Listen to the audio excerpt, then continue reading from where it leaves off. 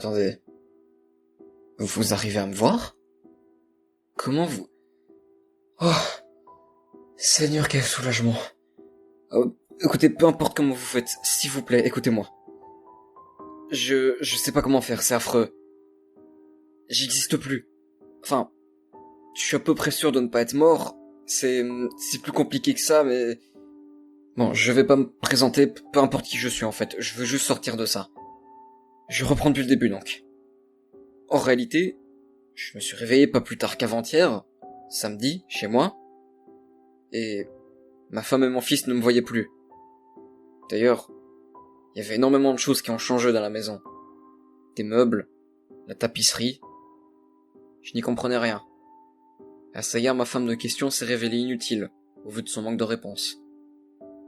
C'est en étant lassé par ce petit jeu, en voulant taper du poing sur la table, que j'ai compris. Il l'a juste traversé. Comment vous voulez réagir devant ça? Je tenais sur le sol, mais je ne faisais aucun bruit en marchant dessus. Je ne pouvais rien toucher d'autre. Ça n'a aucun foutu sens. Après avoir essayé de me pincer, pour arriver au même résultat, j'ai bien passé 5 bonnes minutes à essayer de me réveiller. Je me suis pas arrêté, juste comme ça, par lassitude. J'ai simplement été attiré par autre chose. Quelqu'un a sonné à la porte, et mon gamin a été ouvrir. Il a 5 ans.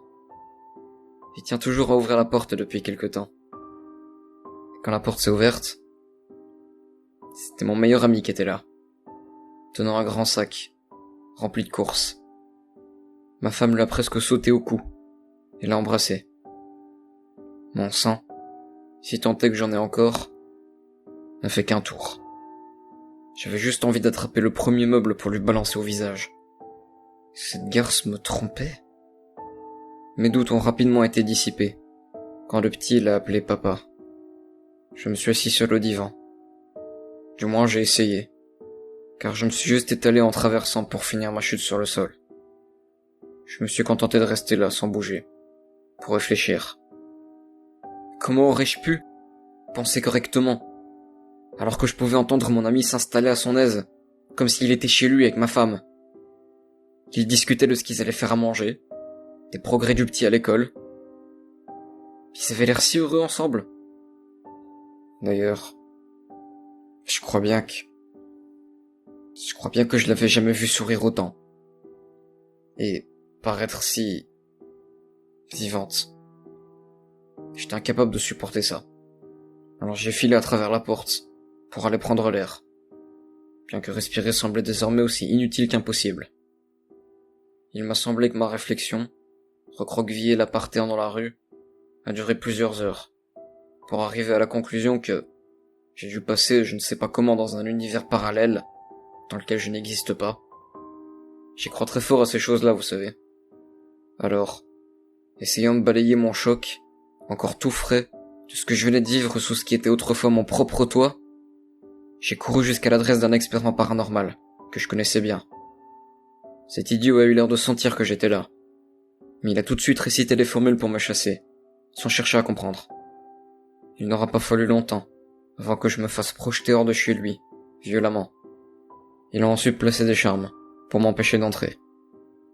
Je jure que si je retrouve ma vie d'avant, il va me le payer. Tout comme mon prétendu ami va me le payer. Lui qui m'aurait piqué ma femme si j'avais pas été là. Ça ne peut forcément vouloir dire qu'une chose. Il est forcément amoureux d'elle. Pas vrai? Si ça se trouve, il attendait que ma mort? Il ne me fréquentait que pour tenter les coups? Désolé, je suis ridicule. Enfin bref, ma vie de ces 2 derniers jours s'est résumée à visiter tous les lieux que j'ai fréquentés, pour voir comment tout se déroulait en mon absence. Aussi mesquin que ça puisse paraître, voir quelqu'un rencontrer des difficultés dans la vie sans ma présence aurait été rassurant. Mais non. Non, tout allait parfaitement bien. Y a rien qui allait mal ou de travers. Rien. Je sers à quoi, moi? J'en savais rien. Évidemment.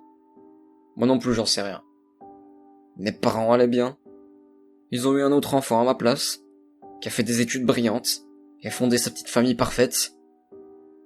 Ma cousine, que je vais énormément aider à sortir de la dépression, avec plus ou moins de succès, se portait comme un charme. Ma femme allait très bien, à merveille même, avec son nouveau mari, leur enfant qui ne me ressemblait absolument plus. Mais vous savez c'est quoi le pire? Est-ce que je l'ai seulement vu? Ouais. Ouais, je sais que je l'ai vu. Mais ça peut pas être une coïncidence. Il y a 1 heure, je fixais ce traître qui s'était emparé de ma vie. Longuement. Certainement avec des yeux remplis de haine. Je ne sais même plus pourquoi je faisais ça. Peut-être avec un espoir de le faire fuir par la pensée. Je sais, c'est stupide. Mais là, il était tout seul dans la cuisine, en train de faire la vaisselle. Il s'est tourné. Il m'a regardé droit dans les yeux. Son sourire était large jusqu'à en montrer ses dents. Il a interrompu son activité et a croisé les bras d'un air victorieux, en me contemplant. J'ai reculé d'un pas, avant de regarder derrière moi. Il n'y avait rien du tout de particulier. Lorsque je me suis retourné, il avait déjà repris son affaire. Mais il avait toujours la même expression satisfaite sur le visage.